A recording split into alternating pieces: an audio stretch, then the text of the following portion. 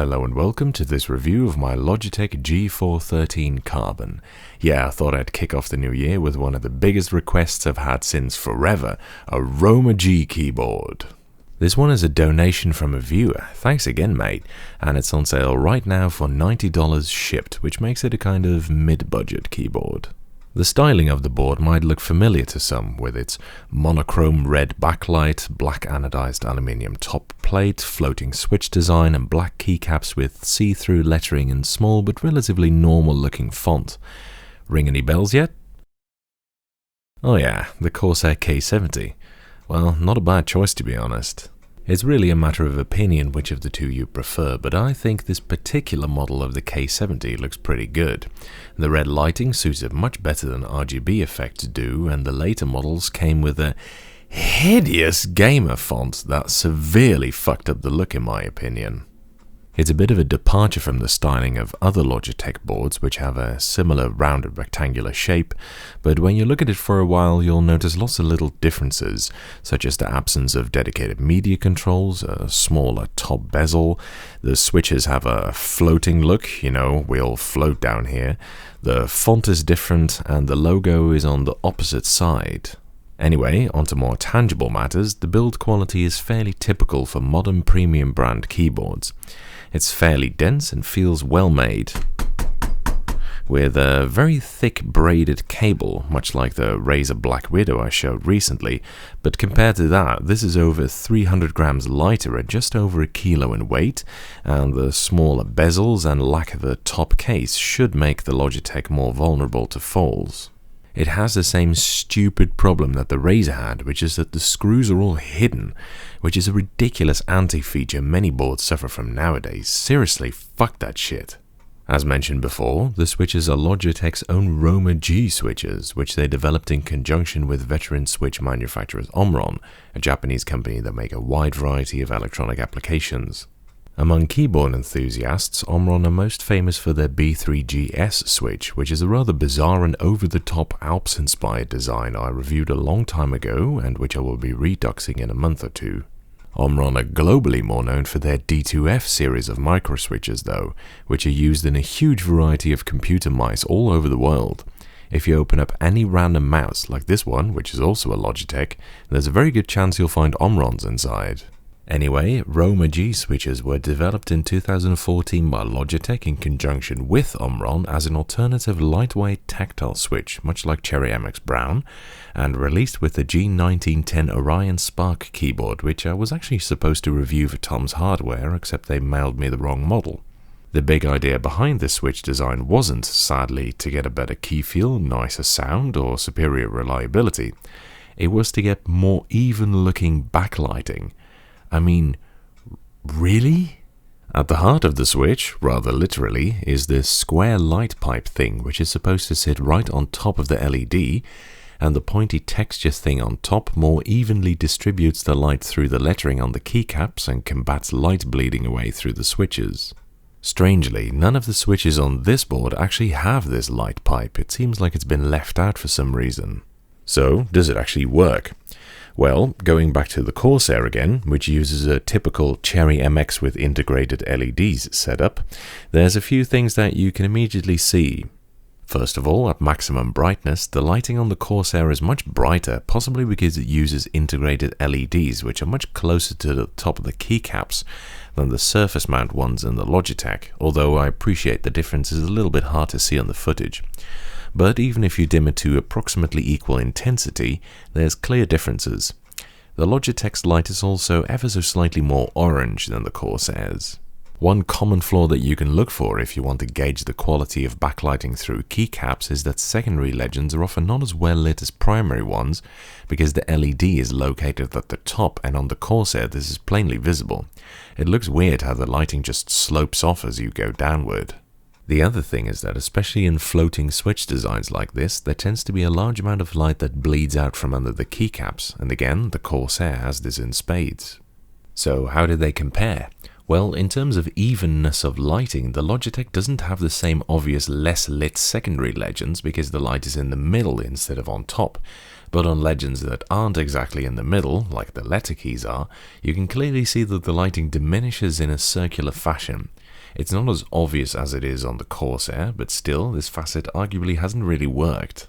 As for the second matter, it's immediately obvious that the Logitech, despite also having no top case, has way less light bleed than the Corsair, so that's definitely worked alright. I have to admit that on a personal note, I actually kind of like the red glow reflecting off the black aluminium top plate on the Corsair though. It's probably the thing I like most about that whole keyboard, in fact. So that's the disco aspect of it done. Now let's have a look at the more practical aspects of the switches, reliability and key feel.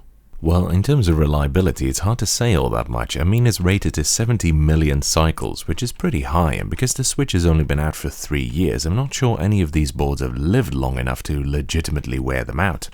Unless Logitech are outright lying, the reliability should be pretty good though. The switches even feature a double set of contacts for backup in case one of the contacts fails, so reliability-wise, it's probably pretty decent. As for the key feel, I think we're getting to the crux of why people really wanted me to review one of these. Like I mentioned before, it was designed to be a light tactile switch with a 45-gram actuation force similar to Cherry MX Brown, except with a shorter throw of 3mm and a higher up actuation point of 1.5mm. For MX switches, these are 4 and 2mm respectively. Logitech used a higher up actuation point as a selling point for the gaming market, saying that it's 25% faster, which is of course the standard completely laughable blah blah bullshit that I don't think anyone believed even when it was a new thing. That said, a higher up actuation point really doesn't hurt, especially for a Switch with such short travel, and I have to admit that I didn't even realize the Switch was so short throw for a long time. I mean, I have 3mm travel keyboards that I noticed it on instantly, but not on this one. And then there's the rest of the key feel, namely the tactility. It's poop. I mean, genuinely, it's terrible, just wow. Now, what everyone presumably wants to know is how it compares to Cherry MX shit, which is brown. I mean, Cherry MX Brown, which is shit. But, is it better or worse? Well, I've got an MX Brown board here, also a Logitech as it happens, and I never thought I'd say this, but although the tactile bump of both is nothing more than a pathetic excuse for a shadow of a hiccup, after a lot of trying them side by side, I have to conclude the MX Brown Switch just barely wins this round. I got sent one of these switches a long time ago, and at first I thought they were linear. I mean, I literally know linear switches with a bigger tactile bump than this. What in the name of jumping Jehoshaphat's Mexican stinky balls is the point? Also, the Roma Gs are scratchier, especially near the bottom of the key travel, but I do have to say that the Roma G switches sound a lot better.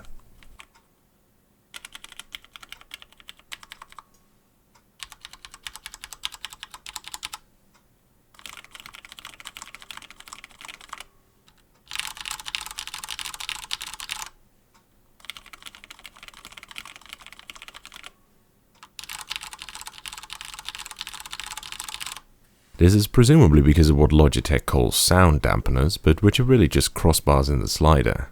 So basically they really didn't design the Roma G to be a better switch, because it certainly isn't, but rather just to get the light through better, in which they succeeded partially.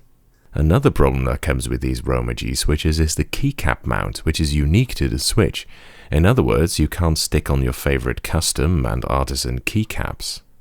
And that is a bit of a problem because the stock caps are laser ablated ABS, which, as I've shown before, gives legends that wear off very quickly, and also these are very slick and suffer from the common problem of fingerprints standing out a lot, which looks pretty ugly pretty quickly. Especially if you eat something like room boot or puncheon, they get super gross. So not being able to stick on some proper caps is definitely a disadvantage. Overall, I'd say this board is a bit of a try-hard, but is doing it in all the wrong ways and arguably in all the wrong places as well. It's not terrible, but $90 for a monochrome red backlit board with switches I describe as extremely mediocre on a good day and fucking garbage on a bad one is a little bit of a stretch. You can get keyboards with good-looking, proper RGB for much less, and boards with much better switches by buying, well, basically anything else, really. Okay, maybe that was a bit harsh. It's not that bad. The switches are definitely interesting at least, even if they're crap, and there's nothing really explicitly wrong with the board itself. I mean, it's reasonably well made, and it served me fine during this test period. but I really don't think I could recommend this either. I just don't really see the point of the switches, and the board itself has nothing particularly good or unique to offer. In fact, the previous owner has taken to a rubber dome board again, an NMB, because it's just better. Anyway, that's it for this review. Thank you for watching, I hope you enjoyed it, and following is a typing demonstration of me typing on this keyboard.